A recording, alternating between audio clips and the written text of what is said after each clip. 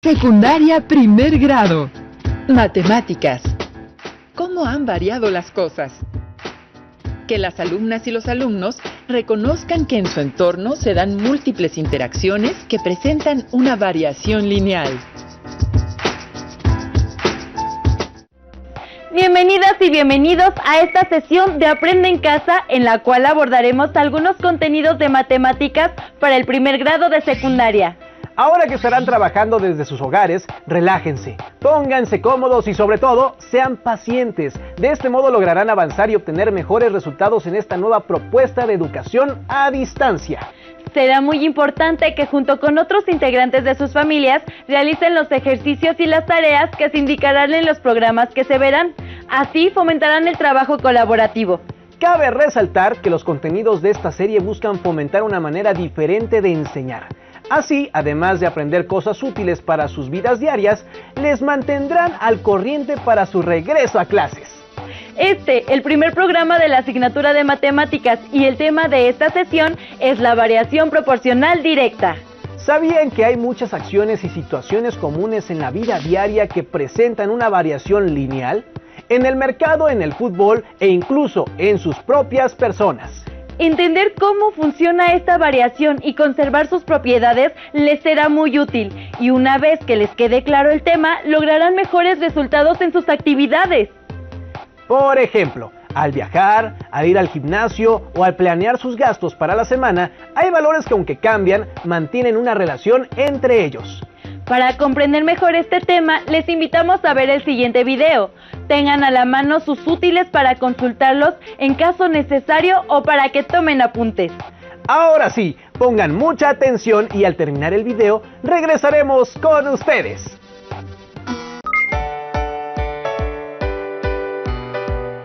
Ya traje las cosas, Emma. Colócalas sobre la mesa, por favor, Mateo. Bueno, solo que tenemos un problema.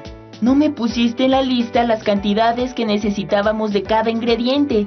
Pero podemos poner la cantidad de producto que sea, ¿no? Tal vez sí quede la receta. Aunque para estar más seguros, busquemos un video que nos ayude. Aquí hay uno, mira. Cuando se cocina siguiendo una receta, es necesario conservar la relación entre la cantidad de cada ingrediente que se va a utilizar y el número de porciones o personas para las cuales está contemplada la receta. Por ejemplo, la siguiente receta es de un panqué. Si se quiere hornear un panqué para más o menos personas que tengan las mismas características e igual sabor, es necesario ajustar la cantidad de cada ingrediente de manera que se mantenga la misma proporción que la receta para 12 personas. Por ejemplo, si queremos hacer un panqué para 4 personas, tendremos que ajustar cada ingrediente dividiendo su cantidad entre 3, dado que 4 es la tercera parte de 12. Entonces, la receta para 4 personas es...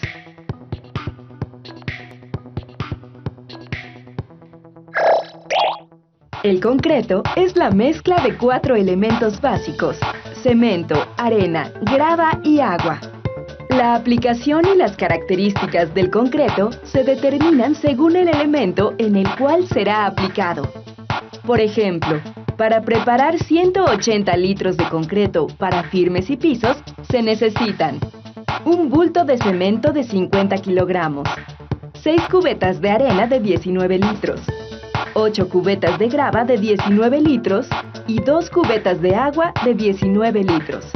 Para preparar más o menos litros de concreto con las mismas características, es necesario conservar la proporción que existe entre la cantidad total de concreto y los elementos de la mezcla.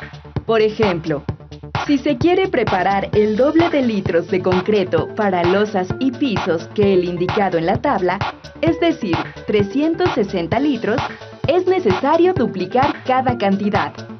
Entonces, se necesita mezclar 2 bultos de cemento, 12 cubetas de arena, 16 cubetas de grava y 4 cubetas de agua. Pero si solo se necesita preparar 36 litros de concreto para losas y pisos, entonces se debe determinar la relación que hay entre 180 litros y 36 litros.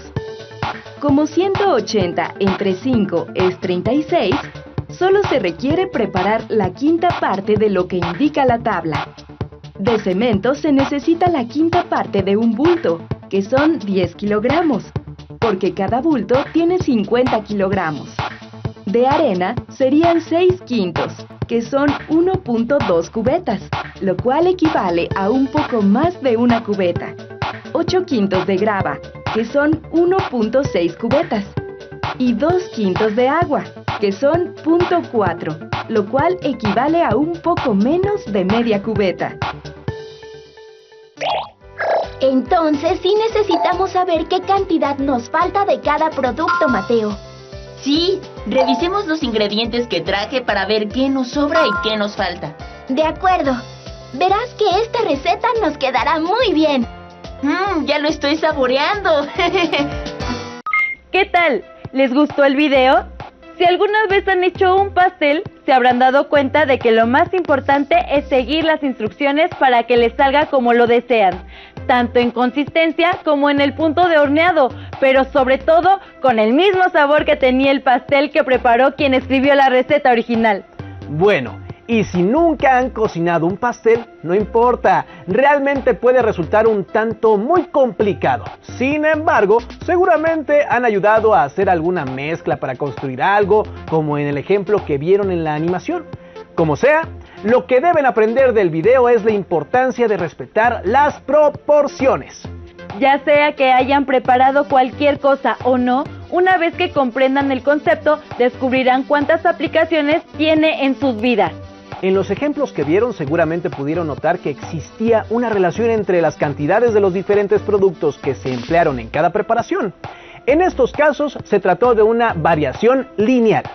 Ahora es tiempo de que pasemos al siguiente punto, que es que la variación lineal puede representarse de manera gráfica. Precisamente, el modo más práctico de representar estas variaciones es mediante tablas. Acompáñenos a ver el siguiente video para ejemplificar lo dicho. Recuerden tomar notas de todo aquello que les llame la atención. ¿Todo listo? ¡Corre video!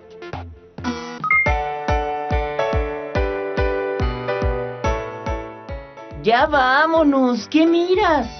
Esta tabla de precios del aguacate. Está carísimo.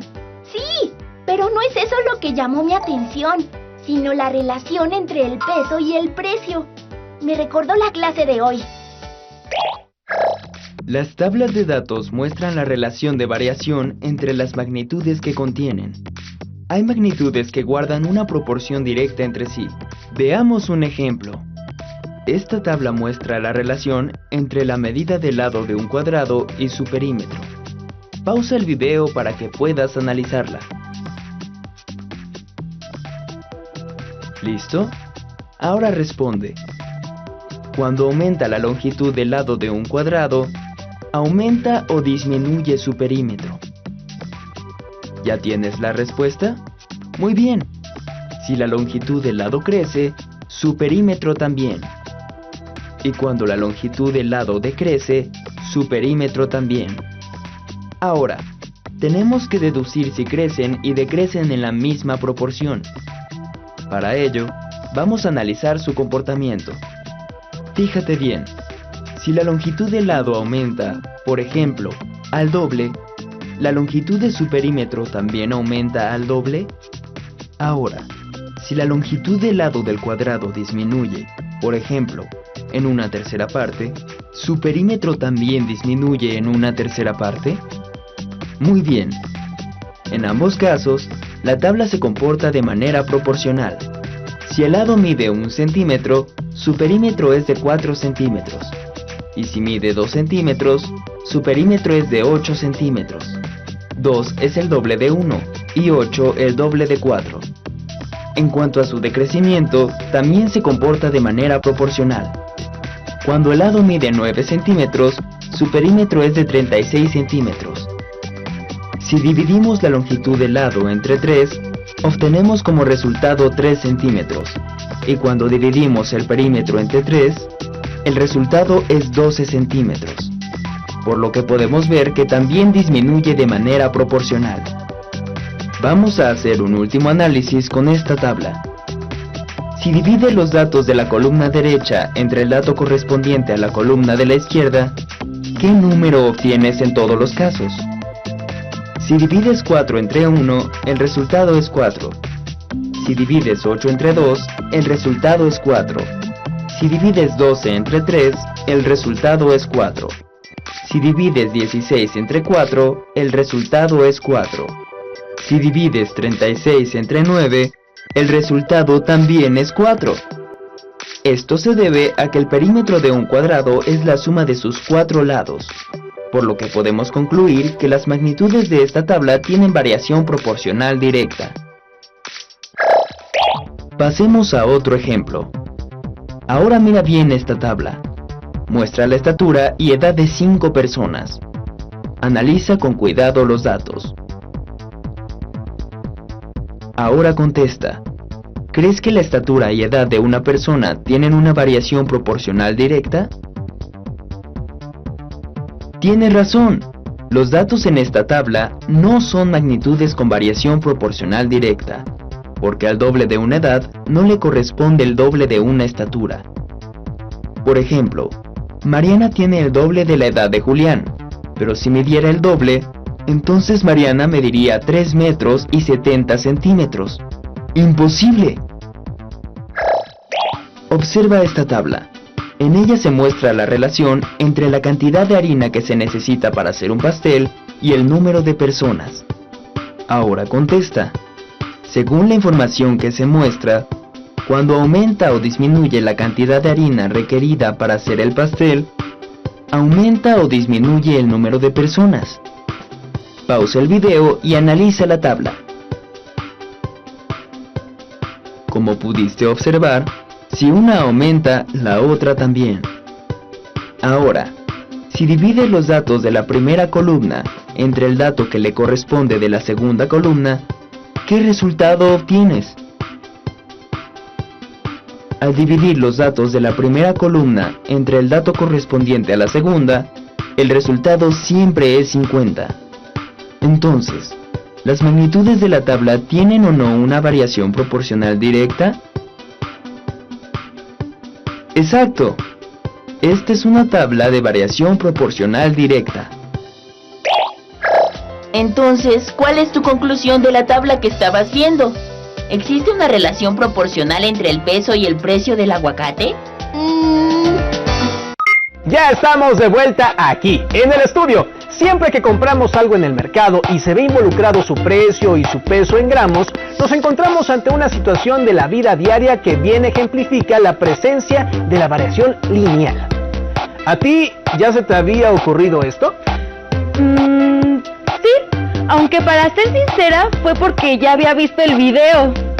Lo importante es que ustedes comiencen a notar las diferentes situaciones que existen a su alrededor, en las que puede aplicarse y representarse una variación lineal.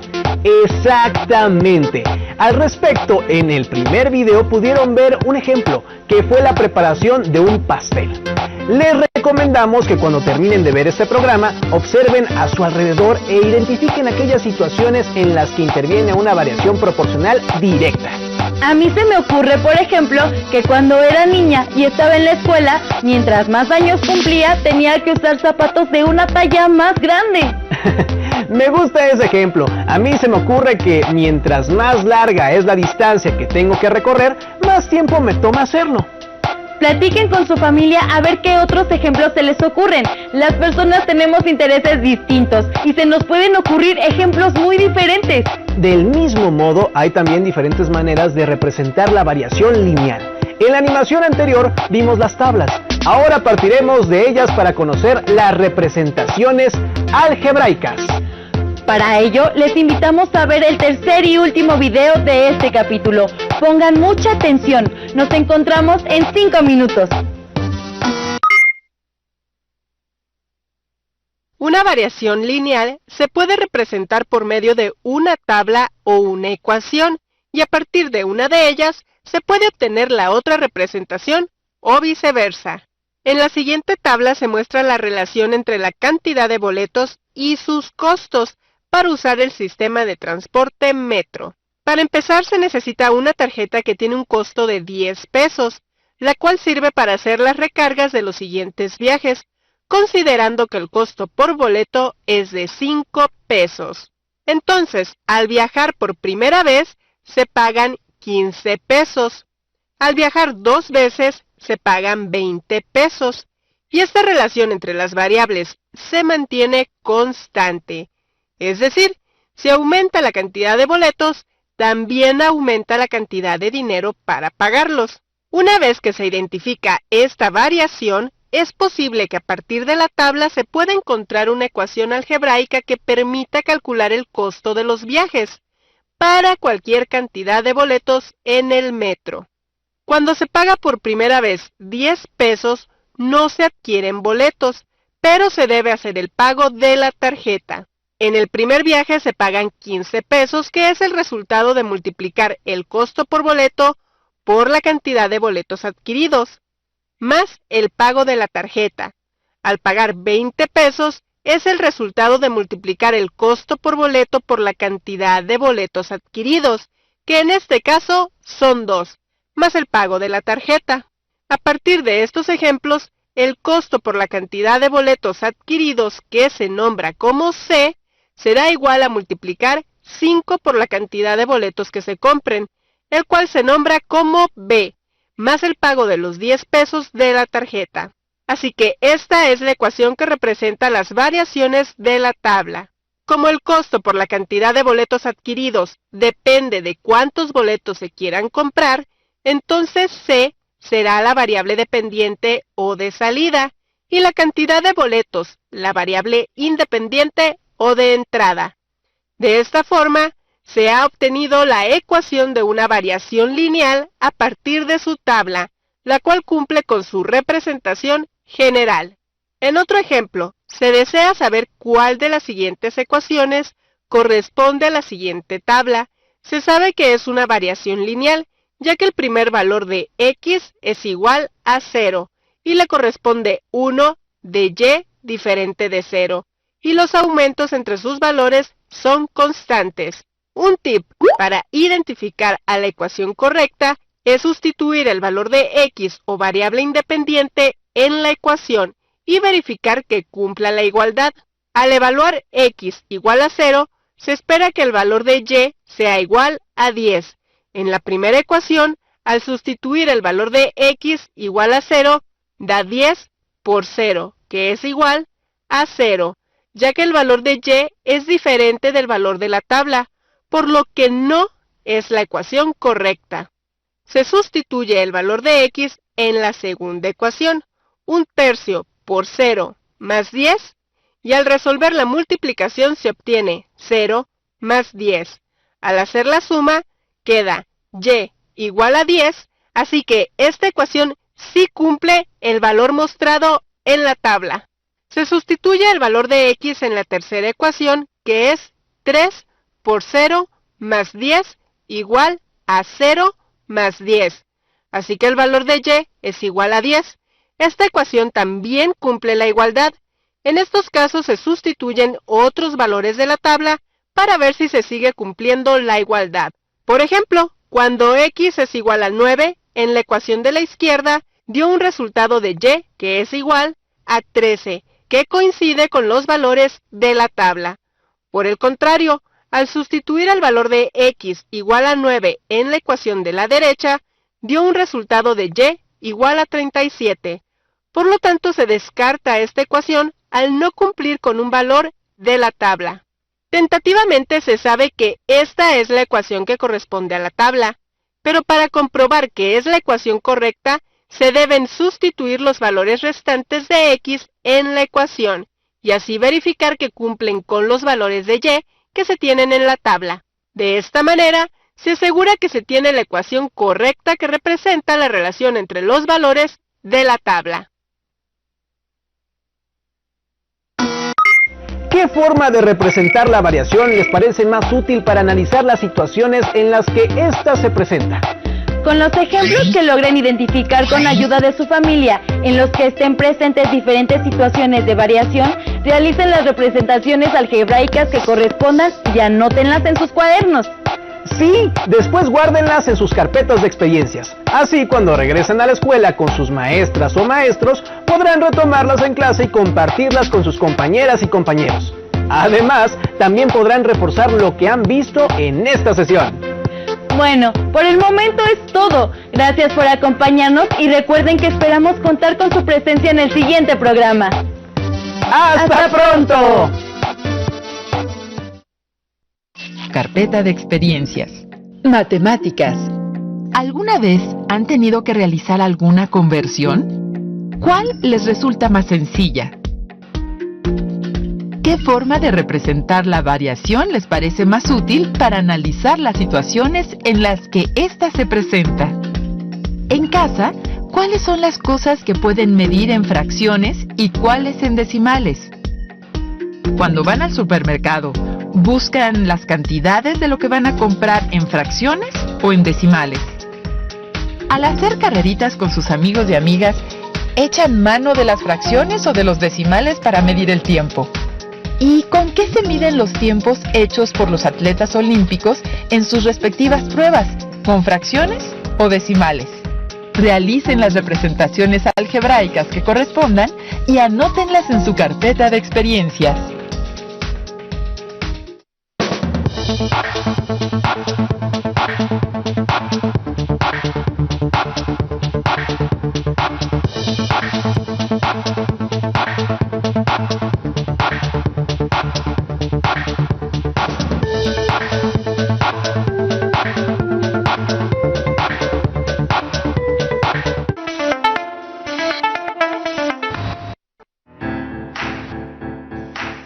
Secundaria primer grado.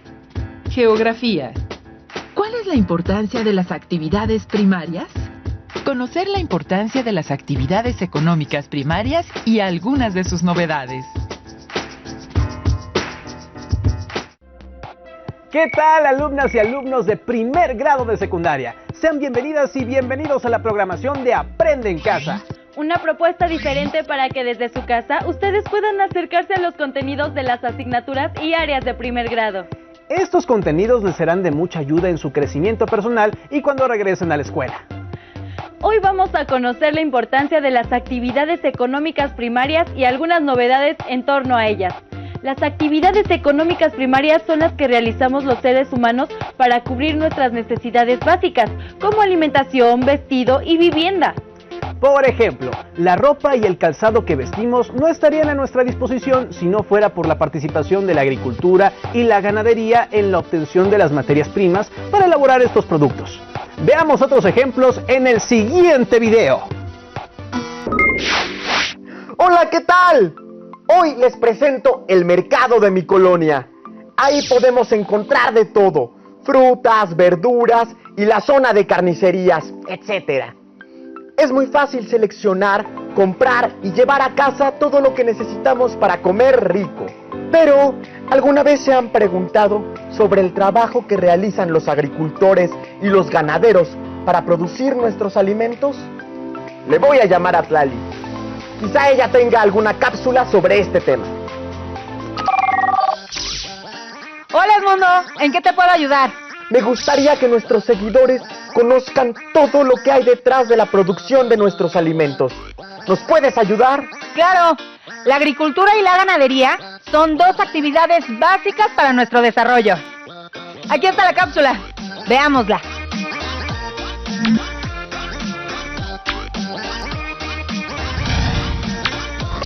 La agricultura es el cultivo de la tierra, mediante diferentes técnicas con la finalidad de obtener alimentos como frutas, verduras, hortalizas y cereales, además de materiales para la industria.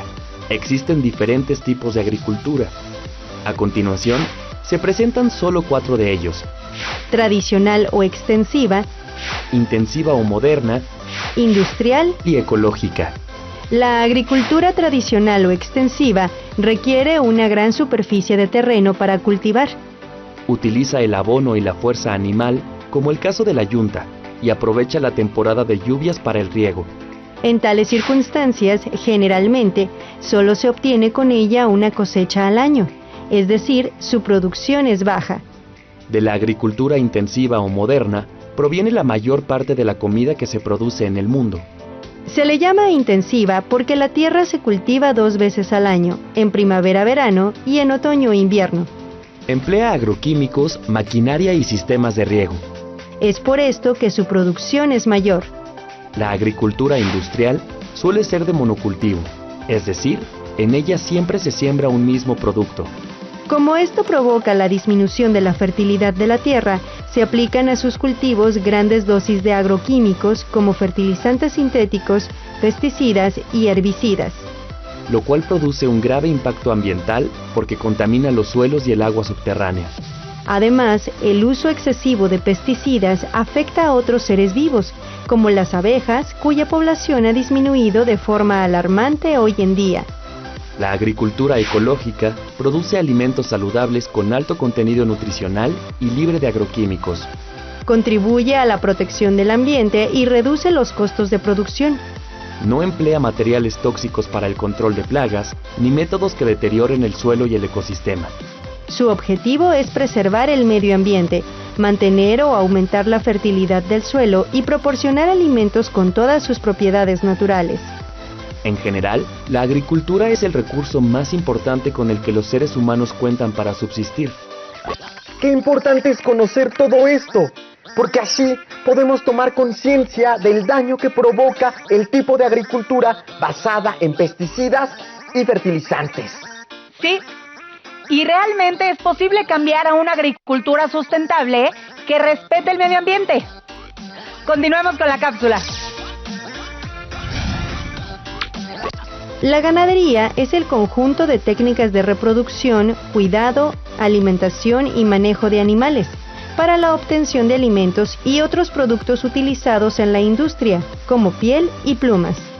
Se clasifica en extensiva, intensiva y trashumante. La ganadería extensiva se realiza en grandes superficies de terreno donde los animales pueden pastar libremente. En la ganadería intensiva se mantiene a los animales encerrados la mayor parte del tiempo, en condiciones controladas. Son alimentados con forrajes enriquecidos con anabólicos y antibióticos para acelerar su crecimiento, y con ello, aumentar de manera artificial la producción de carne, lo que puede afectar la salud de los consumidores. La ganadería trashumante es rotativa. El pastoreo se realiza de acuerdo con la disponibilidad de pastos y agua durante las estaciones del año.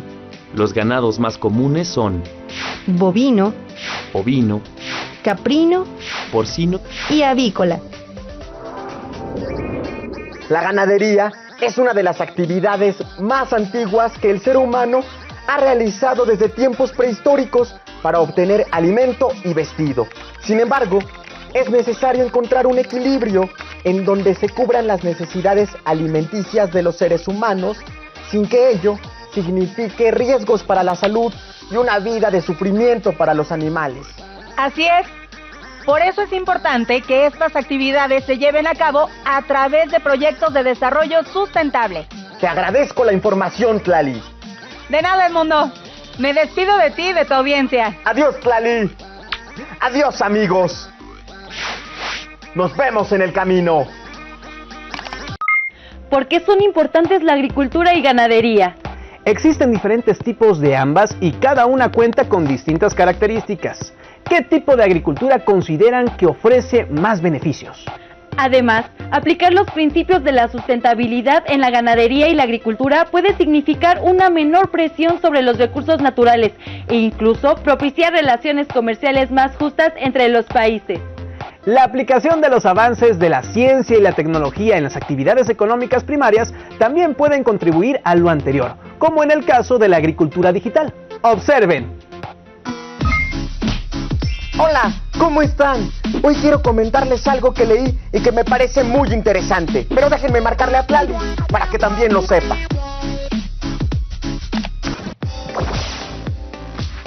Hola, Edmundo. Hola, Tlali. Oye, acabo de leer una información muy interesante. Escucha. Actualmente, el 40% de los alimentos que consumimos podrían cultivarse en nuestra propia casa, pero solo el 3% de la población urbana cultiva los alimentos que consume. Esta información es parte del estudio del Instituto Tecnológico de Massachusetts, en Estados Unidos. ¿Qué te parece? Muy interesante. De hecho, yo tengo mi pequeño huerto. ¿En serio? Sí, aquí tengo algunas fotos para compartirles. Esto es lo que estoy cultivando desde hace algún tiempo. ¡Qué bien! ¿Y cómo sabes qué cultivar y qué cuidados deben tener esos vegetales? Vi un video sobre la agricultura digital que plantea la posibilidad de mejorar los cultivos en el campo y en la ciudad con el uso de la tecnología. ¿Agricultura digital? ¿Qué es eso? Algo muy interesante. Déjame mostrarles a ti y al público la siguiente cápsula sobre el tema.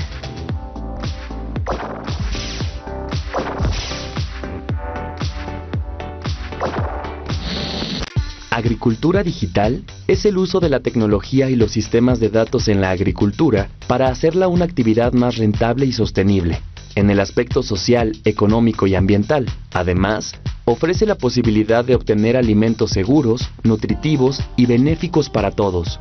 Un ejemplo de este tipo de agricultura es la que se lleva a cabo con sensores colocados en los cultivos para registrar la humedad, las horas de sol, la temperatura, la cantidad de agua en la tierra e incluso el contenido de minerales en el suelo. Los datos recolectados se suben a la nube, se analizan y se genera información. Posteriormente, el agricultor puede descargar con su celular toda la información obtenida y tomar decisiones para mejorar su cultivo. Por ejemplo, aplicar tratamientos fitosanitarios o fertilizantes cuando se justifique ante una amenaza real de plaga o enfermedad. U observar los informes sobre el tiempo atmosférico para prevenir su impacto en los cultivos. Si sabe que va a llover, no será necesario regar el cultivo, pero sí protegerlo en caso de que haya riesgo de granizo. Otra tecnología que ayuda a prevenir las plagas antes de que arruinen los cultivos son los drones. Estos vehículos autónomos detectan desde el cielo las plagas, las analizan y notifican sobre los insecticidas y pesticidas necesarios para combatirlas. Incluso pueden aplicar esos agroquímicos. De esta forma, el agricultor puede reducir costos y aumentar su rendimiento. Otra vertiente de la agricultura digital es la que se puede realizar en las grandes ciudades. Dentro de cada hogar, es posible iniciar un huerto familiar, con el uso de las nuevas tecnologías que permiten acceder a toda la información necesaria para implementarlo. Las familias que lo llevan a cabo lo hacen por medio de pequeñas plataformas de producción, donde pueden controlar los nutrientes a través del sistema de riego, lo que permite un desarrollo óptimo de las plantas cultivadas. De igual forma, los agricultores urbanos pueden introducir datos en sus dispositivos electrónicos y descargar información con recomendaciones específicas para sus cultivos. El uso de la agricultura digital tiene muchos beneficios. Ayuda a que los agricultores en el campo alcancen su máximo potencial en la producción de alimentos. Asegura la producción de huertos caseros y materias primas de mayor calidad. Es decir, permite obtener alimentos sanos y nutritivos. Reduce el uso de pesticidas y agua en los cultivos, lo que evita daños al medio ambiente, porque no se contamina ni se desperdicia el vital líquido al permitir un mejor aprovechamiento del mismo. Ofrece la posibilidad de garantizar el abasto de alimentos tanto de las poblaciones actuales como de las generaciones futuras. ¿Qué te pareció? ¡Excelente! Voy a cultivar un huerto en mi casa. Utilizaré los recursos que la tecnología me ofrece para hacerlo. ¿Saben si en su localidad se emplea la agricultura digital?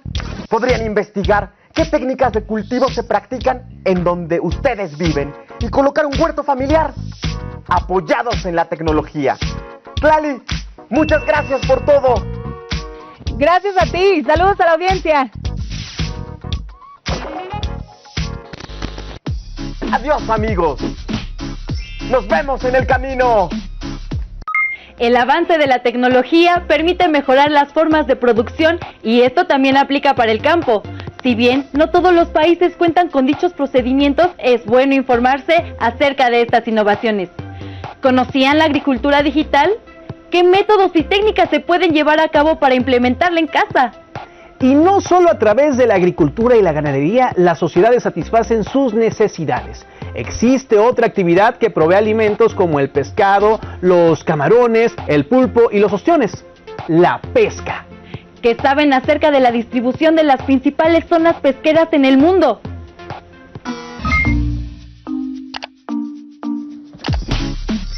Hola, internautas. ¿Ustedes saben del potencial pesquero de México? Clali, ¿nos podrías platicar de ello? Claro.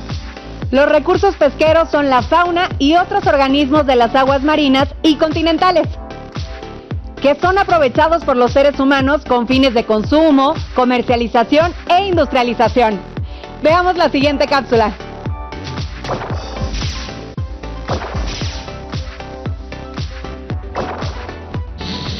La pesca es la captura de peces y otros organismos acuáticos en océanos, lagos y ríos. Proporciona alimentos y materia prima para la industria. Además, es fuente de empleo de millones de personas en el planeta.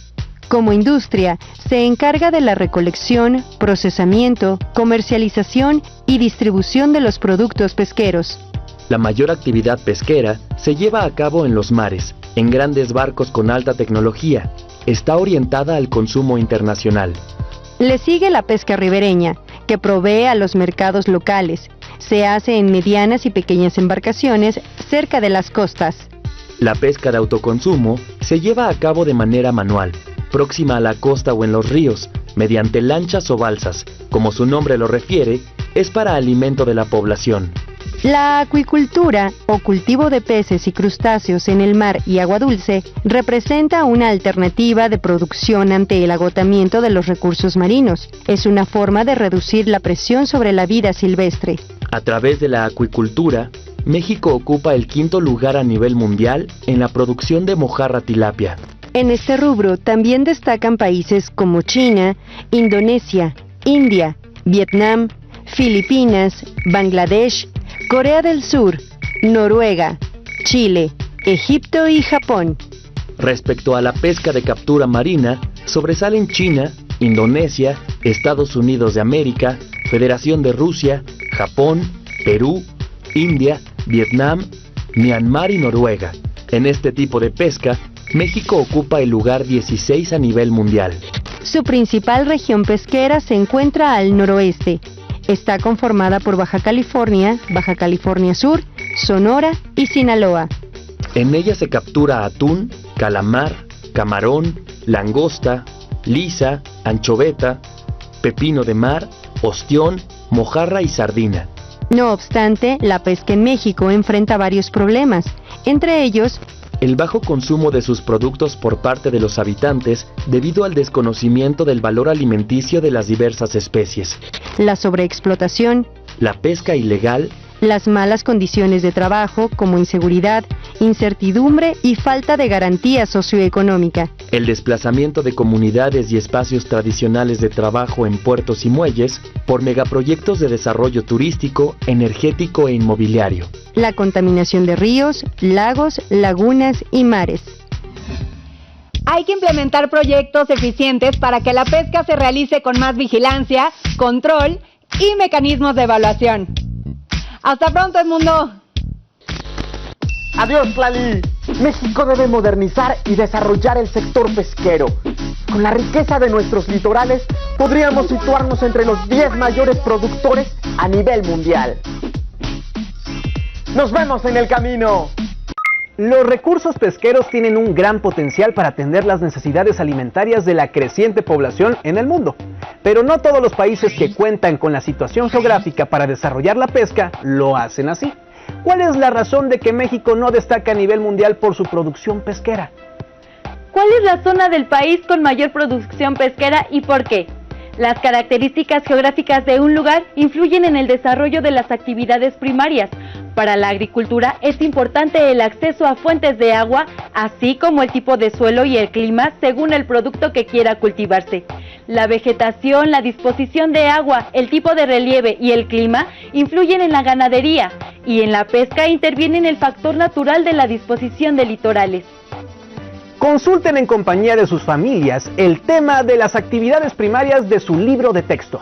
Presten atención a la distribución mundial de estas actividades en los mapas correspondientes. Comparen con los mapas de suelo, clima y vegetación según sea el caso, para verificar la información anterior. Recuerden que el trabajo en equipo con sus familias va a enriquecer mucho lo que aprendan en esta lección, y una vez que regresen a clases tendrán mucho que compartir con sus grupos. Sean pacientes entre ustedes para disfrutar al máximo el reto. Los esperamos en el siguiente programa. ¡Hasta pronto! Carpeta de experiencias. Geografía. Primero vamos a responder por qué son importantes la agricultura y ganadería. ¿Conocían la agricultura digital? ¿Qué métodos y técnicas se pueden llevar a cabo para implementarla en casa? ¿Qué saben acerca de la distribución de las principales zonas pesqueras en el mundo? ¿Cuál es la razón de que México no destaque a nivel mundial por su producción pesquera? Y finalmente, ¿cuál es la zona del país con mayor producción pesquera y por qué? Consulten en compañía de sus familias el tema de las actividades primarias de su libro de texto y presten atención a la distribución mundial de estas actividades en los mapas correspondientes. No olviden guardar todas sus respuestas en la carpeta de experiencias.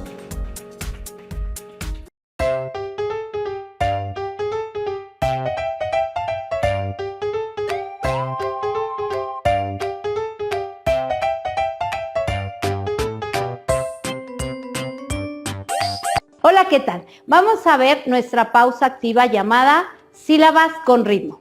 Vamos a utilizar los nombres. Si un nombre tiene 3 sílabas, nuestra primera sílaba sería chasquidos. Nuestra segunda sílaba sería palmadas y nuestra tercera sílaba sería palmadas en los muslos. Vamos a poner un ejemplo con mi nombre. Esmeralda. Aquí tengo 4 sílabas. Lo que voy a hacer es repetir la última percusión. Esmeralda. Puedo utilizar el nombre de Pedro. Pedro. Podemos poner ejemplos con animales, frutas o nombres. Lo vamos a hacer con ciudades o estados. Vamos a empezar con Cancún. Cancún. Con Tlaxcala. Tlaxcala. Acapulco. Acapulco. Podemos ver que si son 4 sílabas, repetimos la última 2 veces. Espero que esto les sirva y les pueda ayudar a reforzar sílabas. Secundaria primer grado. Ciencias y tecnología. Biología. ¿Qué tan buena o mala puede ser la manipulación genética? Reflexionar acerca de los beneficios y riesgos de la manipulación genética para vislumbrar sus implicaciones éticas. Bienvenidas y bienvenidos alumnas y alumnos del primer grado de secundaria de la asignatura Ciencias y Tecnología, Biología. Esto es Aprende en Casa, una opción para que estudien desde casa y también una oportunidad para compartir y comentar lo aprendido con sus familiares. El tema de esta sesión es ¿qué tan buena o mala puede ser la manipulación genética? La manipulación genética de plantas y animales empezó desde que pasamos de la recolección y la caza a la sociedad agrícola. Es en los últimos años cuando la comunidad científica ha podido tomar genes de una especie y los ha puesto en otra. ¿Qué oportunidades y retos abre esto? Veamos el siguiente video.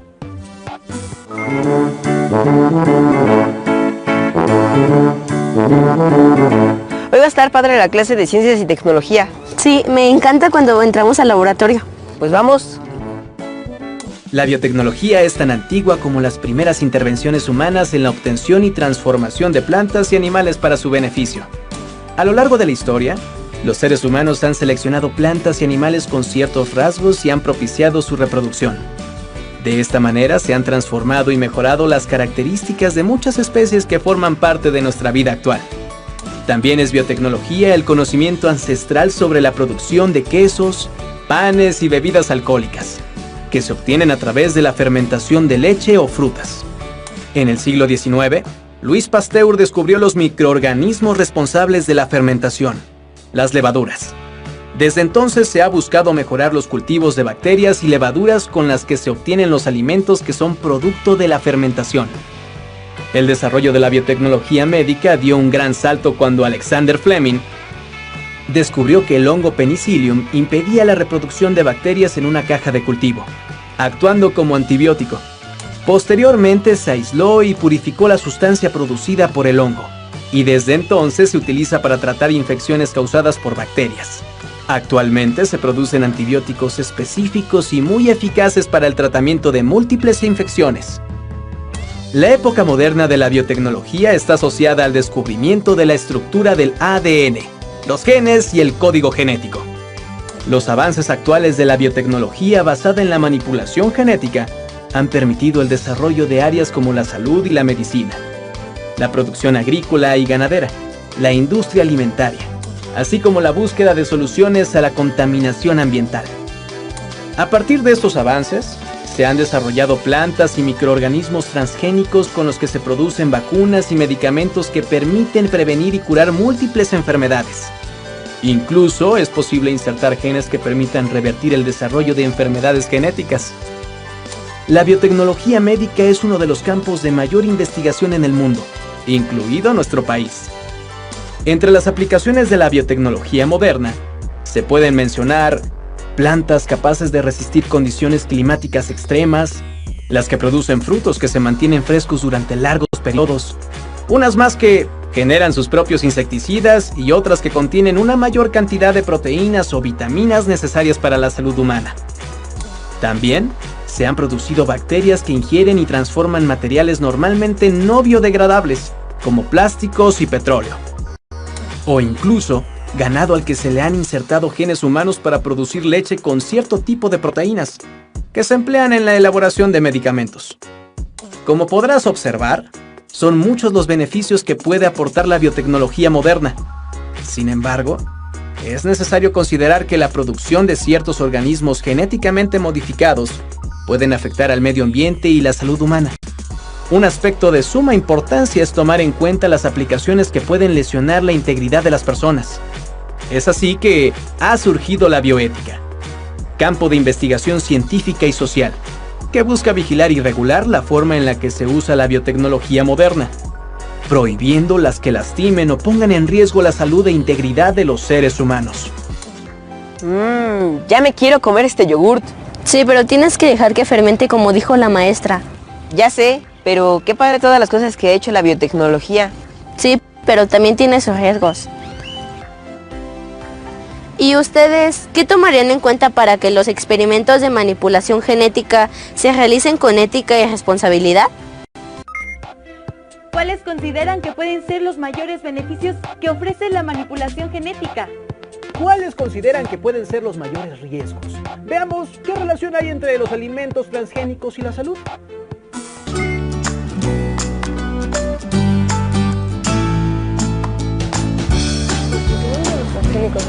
Ya está, Rebe. Apúrate. ¿Hiciste la tarea? Sí, leí en internet sobre los transgénicos y anoté algunas cosas en mi cuaderno. A mí me impresionó mucho lo que investigué ayer. Con las recientes investigaciones sobre el ADN y los genes, se ha logrado descifrar gran parte del código genético de muchas especies de seres vivos, incluido el del ser humano. Se sabe qué características codifican determinados genes y se reconoce su localización en la cadena de ADN. Con este conocimiento, se ha logrado modificar las características naturales de algunos organismos. Por ejemplo, se obtienen plantas más resistentes a sequías o ataques de plagas, ganado que produce una mayor cantidad de leche o carne, y también microorganismos que segregan sustancias muy parecidas a las que se producen en las células humanas, las cuales se utilizan en medicamentos.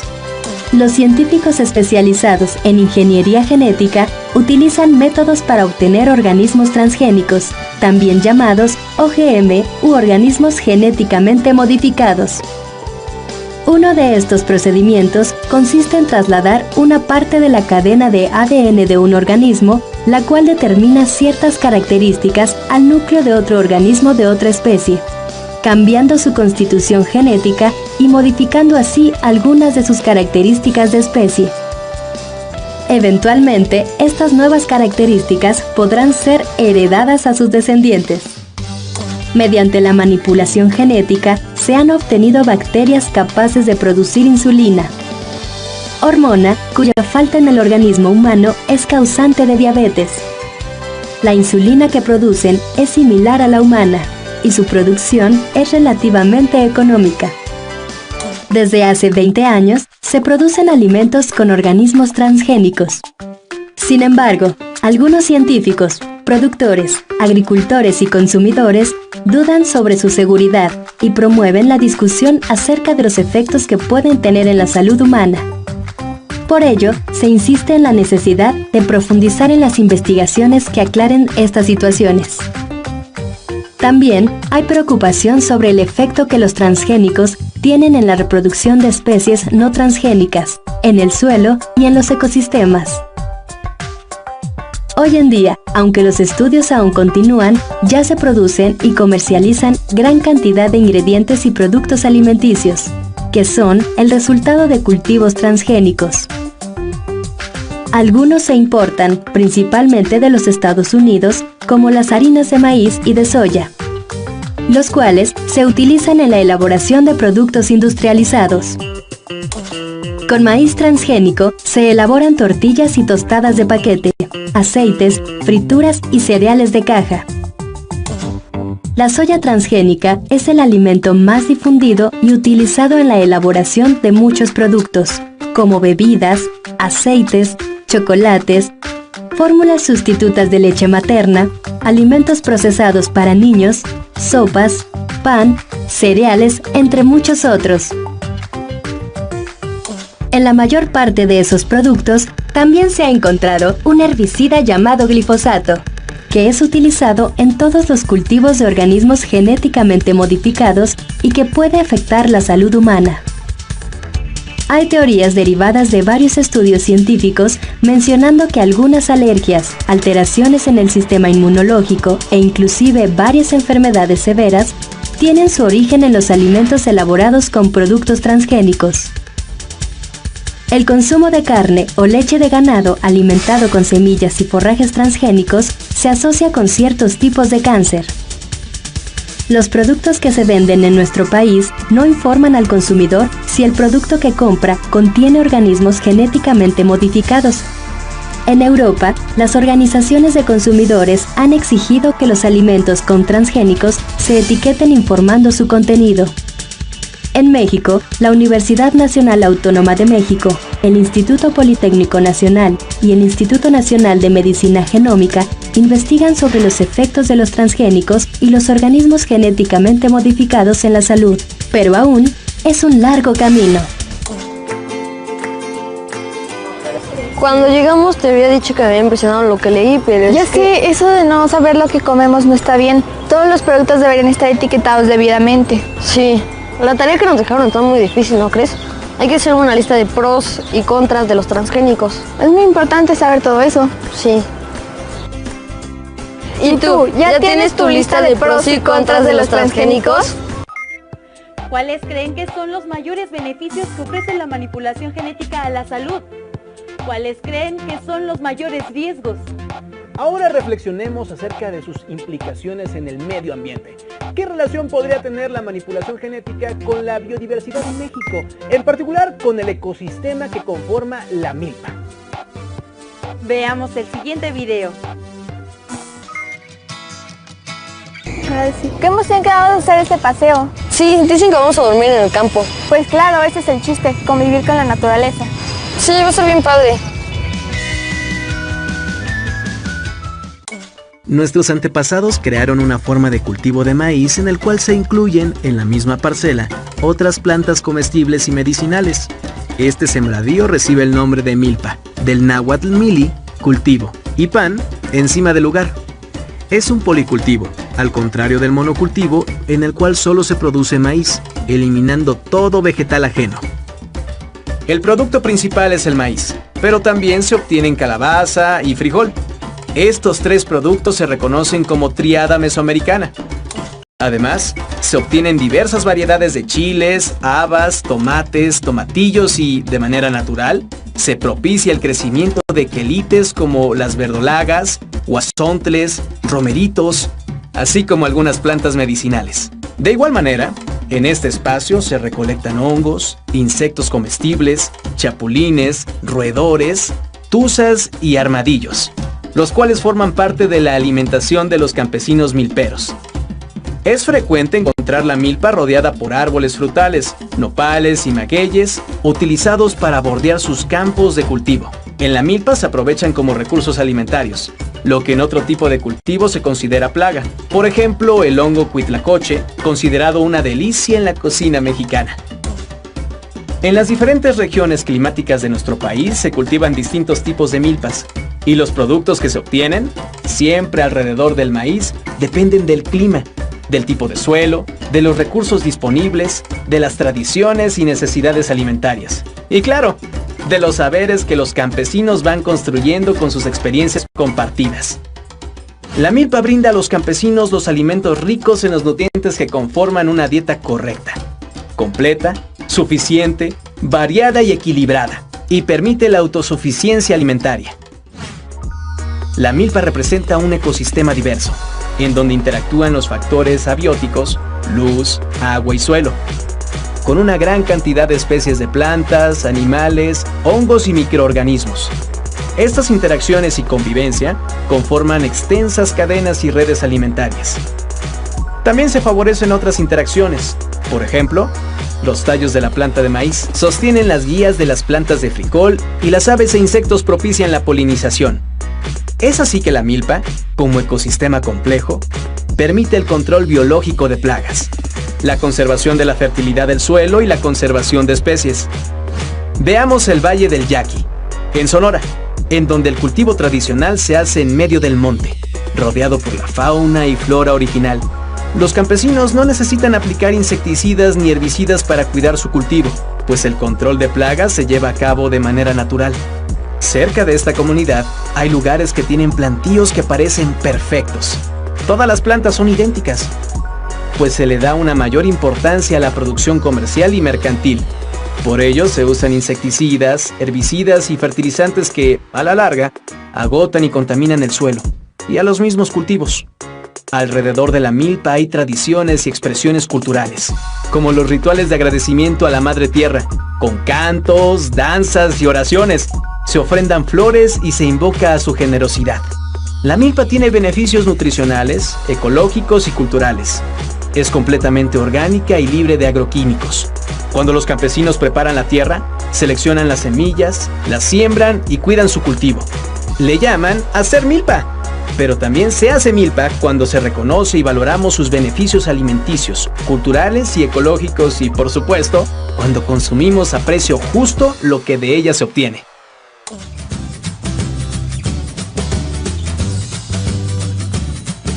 No le dices hola, me llamo Fred. Pues no. ¿Qué fue lo que más te gustó? Pues reconocer que las milpas fueron creadas por nuestros antepasados y los beneficios que tiene con la siembra de otras plantas, además del maíz. Y en comparación con los ¿cómo se llamaban? Policultivos, Pablo, policultivos. Sí, a mí me llamó la atención lo mismo. Lo que más me gusta es que no usan insecticidas ni herbicidas. Pensándolo bien, lo que más me gustó fue comer lo que produce la milpa. Los frijoles estaban buenos. Si en tu comunidad hay milpas, valóralas. Te proporcionan lo que necesitas para una alimentación correcta. Por milenios las comunidades han creado y compartido miles de variedades de maíz. Uno de los riesgos es que las plantas que nunca habían existido ahora desplacen a plantas autóctonas como el maíz. ¿Qué repercusiones podría tener esto? Las implicaciones de la manipulación genética siguen en debate.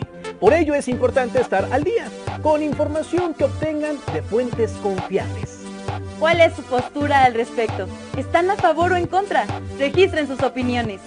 También pidan a sus familiares sus puntos de vista e investiguen qué otras posturas existen en revistas de divulgación científica, contrástenlas con las suyas y enriquezcan sus argumentos. Anoten las respuestas a las preguntas que les hemos planteado y guárdenlas en su carpeta de experiencias. Cuando regresen a clases, podrán compartirlas con su maestro. Esta ha sido una sesión más de Aprende en Casa. Sigan nuestras transmisiones y continúen aprendiendo. ¡Hasta pronto! Carpeta de experiencias. Ciencias y tecnología. Biología. ¿Cuáles consideran que pueden ser los mayores beneficios que ofrece la manipulación genética? ¿Cuáles creen que son los mayores beneficios que ofrece la manipulación genética a la salud? ¿Qué relación podría tener la manipulación genética con la biodiversidad en México, en particular con el ecosistema que conforma la milpa? ¿Qué repercusiones podría tener esto? ¿Cuál es su postura al respecto? ¿Están a favor o en contra? ¿Ya tienen todas las preguntas? Si es así, pidan a sus familiares sus puntos de vista e investiguen otras posturas, y no olviden guardarlas en su carpeta de experiencias.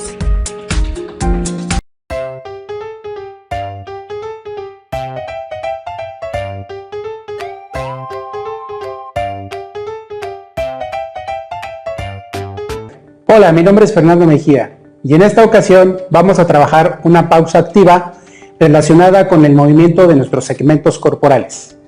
Vamos a empezar con movimiento de cabeza. Posición inicial, sentado en su banca. Vamos a iniciar al frente. Regresa a posición inicial al centro, atrás y al centro. 8 tiempos. Empezamos. 1, 3, 4, 5, 6, 7 y 8. Ahora nos vamos con la parte de los brazos. Vamos a iniciar con los brazos abajo, ¿sí? A un costado. En posición número 1 vamos a extenderlos arriba. Número 2 abajo en 8 tiempos. Lo hacemos ya. 1, 2, 3, 4, 5, 6, 7, 8. Es importante llevar el ritmo. Bien, vamos con la parte de los brazos. Posición inicial, brazos a los costados. Número 1 a los hombros. Número 2 extiendo al frente. Número 3 a los hombros y número 4 abajo a los costados. Iniciamos 8 tiempos. 1, 2, 3, 4, 5, 6, 7 y 8. Bien, ya tenemos 2 movimientos. Ahora, vamos con el tercero. Vamos a colocar las manos en las rodillas y vamos a extender primero pierna derecha, regresa a su posición inicial y después pierna izquierda. Lo contamos en 8 tiempos. ¿Listos? Ya. 1, 2, 3, 4, 5, 6, 7 y 8.